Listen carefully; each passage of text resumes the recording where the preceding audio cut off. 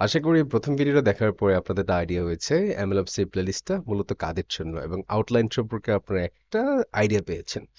তো এই ভিডিওতে আমরা চেষ্টা করব MLOps টা কি এবং এটা কেন দরকার। সো MLOps কে বেসিক্যালি বলা হয় যে DevOps DevOps of machine learning. Machine learning যে ইন্ডাস্ট্রিতে এটা ধরেন ডেভঅপস এর মতো কাজ করে। এখন আপনার প্রশ্ন আসতে পারে ডেভঅপস কি? সো ডেভঅপস নিয়ে যারা সফটওয়্যার ব্যাকগ্রাউন্ড থেকে এসেছেন তাদের কিছুটা আইডিয়া থাকতে পারে।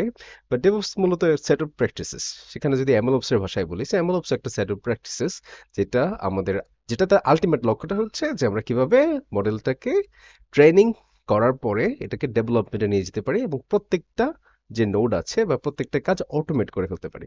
সো চলেন স্লাইডের সামনের দিকে গেলে একটা ডিটেলস আপনাদের জানাটা আরো ইজি হবে। সো এমএলঅপসটা কি, রাইট? যেটা বললাম যে এটা একটা সেট অফ রুলস বা প্র্যাকটিসেস যেটা আমরা ফলো করি এই প্রসেসটাকে প্রোডাকশনে ইউজ করার জন্য আরো রিলায়েবল করার জন্য। অনেকটা এরকম যে প্রোডাকশনে আমরা রিলায়েবিলিটি মেনটেন করার জন্য আসলে এমএলঅপসটা আমরা ফলো করি, এই প্র্যাকটিসেসটা ফলো করি। সো একটা ব্যাপার হচ্ছে যে আমরা এমএল মডেলের বিভিন্ন লাইফ সাইকেল নিয়ে আলোচনা করতে পারি এমএলঅপসে। তারপর হচ্ছে আমরা টোটাল যে ইকোসিস্টেম, রাইট? টোটাল যে ইকোসিস্টেম, সেই ইকোসিস্টেমটা নিয়েও কথা বলবো, রাইট? এটা কেমন হয়, এমএল মডেলের লাইফ সাইকেল কেমন হয়, তারপর হচ্ছে যে একটা মডেল ট্রেনিং এর পরে পরবর্তী ধাপগুলা কি। সো এই সবগুলা নিয়ে আমরা আসলে এমএলঅপসে ডিসকাস করব। সো এই প্লেলিস্ট গুলোতে আমরা এই ভিডিওগুলো কভার করার চেষ্টা করব। সো এরপরে যে প্রশ্নটা আসে এটা অবধারিত একটা প্রশ্ন, সেটা হচ্ছে যে এমএলঅপসটা রিয়েল ওয়ার্ল্ডে কেন দরকার বা কোন কোন সেক্টরগুলো থেকে আছে। সো এমএল মডেলে আমরা জানেন কমপ্লেক্সিটি অনেক সময় অনেক বাড়তে পারে, তাই না? সো যেটা দেখা যায় যে কমপ্লেক্সিটির হতে পারে, ডেটা নিয়ে হতে পারে বা কোড রিলেটেড হতে পারে। সো এমএলওপস কিন্তু আমাদের প্রত্যেকটা নোড বাই নোড, সেটা অনেকটা এরকম নোড বাই নোড কিন্তু আমাদের ফিগার আউট করতে সাহায্য করে, কারণ আমরা প্রত্যেকটা জিনিস করতেছি এবং লগিং করতেছি। লগিং হচ্ছে যে প্রত্যেকটা জিনিস ট্রেসিং রাখা, যে কোথায় আসলে আমাদের প্রবলেমটা হয়েছে। সো এই লগিংটা আমাদের হেল্প করে যে প্রবলেমটা আইডেন্টিফাই করতে। সো স্পিড বাড়ায় ডেফিনেটলি। আপনি যখন একটা এমএল মডেল ডেপ্লয় করবেন রিয়েল ওয়ার্ল্ডে, তখন আসলে ডেফিনেটলি আপনি যে ইনফারেন্সিং করবেন, ইনফারেন্সিং মানে কি আপনি জাস্ট মডেলটা যখন ইউজ করবেন, সো ইউজার ডেফিনেটলি ইউজ করবে।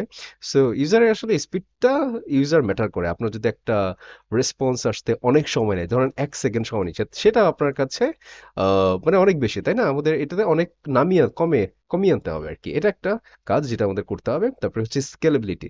ধরেন আপনি চিন্তা করলেন যে আচ্ছা আমাদের 10 জন ইউজার আছে, সেই 10 জন ইউজারের জন্য আমি সিস্টেমটা তৈরি করলাম, কিন্তু ইউজার তো আসলে 1,000 হয়ে যেতে পারে, ইউজার 1 লাখ হয়ে যেতে পারে। তো তখন সেই ইউজ কেসটা কি আপনি চিন্তা করেছেন? সো এমএল অপসে কিন্তু আমরা এটা চিন্তা করার অনেক ওয়ে আছে।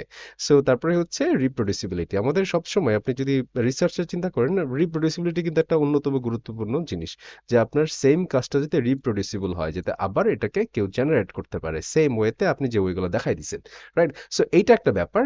সো এই সবগুলা কিন্তু এমএলঅপস আমাদের নিশ্চিত করতে সাহায্য করে। সো আরেকটা ব্যাপার হচ্ছে যে এমএলওপস আর ডেভঅপস এর মধ্যে তফাৎ কি, এটা নিয়ে আমরা বিস্তারিত আলোচনা করবো। এখানে জাস্ট আমি প্রাইমারি ফোকাসটা, এমএলওপস এর প্রাইমারি ফোকাসটা হচ্ছে ML model delivery and life সাইকেলটা মেনটেন করা। এখানে কোড আছে, ডেটা আছে, মডেল আছে, ডেটা ড্রিফট আছে। ডেটা ড্রিফটটা কি, খুবই ইন্টারেস্টিং একটা কনসেপ্ট। ধরেন যে আপনার এমএল মডেলটা আপনার একটা ডেটা সেটের উপর, ধরেন যে ডেটা সেট হচ্ছে 1, হ্যাঁ? এই ডেটা সেটের উপর আপনি কি করলেন, মডেলটাকে ট্রেন করলেন, হ্যাঁ? একবার ট্রেন করলেন। সো এবার যেটা হলো, আরেকটা ডেটা সেট আপনার কাছে আসলো, সেখানে ডেটা সেটগুলো চেঞ্জ হলো, সেটা হচ্ছে 2 নম্বর ডেটা সেট। সো সেটার উপরে মডেলটাকে আবার ট্রেন করলেন। তো 2 নম্বর ডেটা সেটের জন্য মডেলের পারফরমেন্সটা ডেফিনেটলি ডিফারেন্ট হবে, রাইট? সো এই জিনিসগুলা আপনাকে ডেটাটা যে চেঞ্জ হচ্ছে এই জিনিসটা ট্র্যাক রাখা। তারপরে হচ্ছে আপনার হইতে পারে মডেলের পারফরমেন্সও চেঞ্জ হচ্ছে। মনে করেন পারফরমেন্স একটাতে অনেক বেশি ছিল, বাড়তেছিল, সো আরেকটাতে ড্রপ খাচ্ছে, নতুন ডেটা আসার পর পারফরমেন্স ড্রপ খাচ্ছে। সো এই জিনিসগুলো মনিটরিং করাও কিন্তু আমাদের এমএলওপস এর অংশ। তারপর হচ্ছে ডেপ্লয়মেন্ট, সেটা নিয়ে আমরা কথা বলেছি। সো ডেটা ইঞ্জিনিয়ারিং, আমরা ডেটা ক্লিনিং করব, ট্রান্সফরমেশন করব, ডেটা ভার্সনিং করব, হচ্ছে ডেটার মাত্র যেটা বললাম সেগুলো কিন্তু এমএলওপস আমরা করব। মডেল ডেপ্লয়মেন্ট করব, তারপর ট্র্যাকিং করব, মডেল ট্রেনিং, ভার্সন কন্ট্রোল, আমরা গিটহাব, তারপরে আমরা সিআইসিডি পাইপলাইন সব কিন্তু আপনাদের জানাবো। এর এরপরে যেটা আসে সেটা হচ্ছে মডেল সার্ভিং, অর্থাৎ আমরা এপিআই ক্রিয়েট করতে পারি, সেটা নিয়ে ফাস্ট এপিআই ইউজ করতে পারি। ফাস্ট এপিআই দিয়ে আমরা এপিআই ক্রিয়েট করে মডেলটা সার্ভ করব, অর্থাৎ এপিআই এন্ড পয়েন্টগুলো থাকবে ইউজার যাতে ইউজ করতে করতে পারি। এবং লাস্ট যেটা হচ্ছে সেটা হচ্ছে মনিটর। যে আমরা মনিটরিং যদি না থাকে তাহলে কিন্তু আমরা রিলায়েবিলিটি এনশিওর করতে পারবো না। সো এটা একটা ব্যাপার।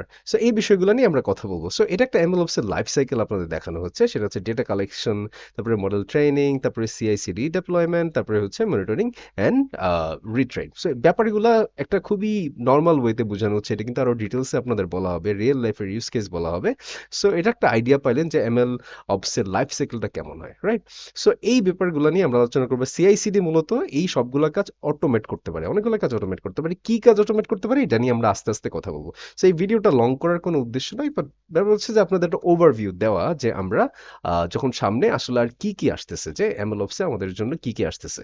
সো মডেল মনিটরিং এ data drift, concept drift, so এই সবগুলা নিয়ে কিন্তু আমরা কাজ করব এবং কিছু ফেমাস টুলস আমরা ইউজ করবো, যেমন MLflow, এটা নিয়ে কথা বলেছি, কিভাবে এক্সপেরিমেন্ট ট্র্যাকিং করা যায়। তারপর হচ্ছে এখানে DVC, এটা হচ্ছে যে ডেটা সেট যে ভার্সন কন্ট্রোল, এই জিনিসগুলো কিন্তু আমরা ব্যবহার করব। সো ব্যবহার করে আমরা বুঝতে পারবেন যে রিয়েল ওয়ার্ল্ডে কেমন ইউজ। শুরুতে আমরা ট্রেডিশনাল ওয়েটা ফলো করব, তারপর রিয়েল ওয়ার্ল্ডের ইউজ কেসটা নিয়েও কিন্তু আমরা কথা বলবো।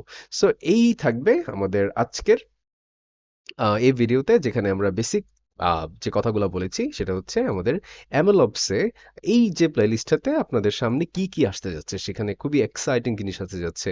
আমরা যাতে রিলায়েবিলিটি এনশিওর করতে পারি, আমরা যাতে ইনোভেশনটা মানে অ্যাক্সেলারেট করতে পারি। অর্থাৎ আলটিমেটলি আপনি তো একটা মডেল আপনি তৈরি করেছেন, সেটা ট্রেন করেছেন আপনার নিজের ডেটাসেটের উপর, সেটা যাতে ভালোভাবে এই মডেলটা আমরা নিশ্চিত করতে পারি, মডেলের পারফরমেন্স।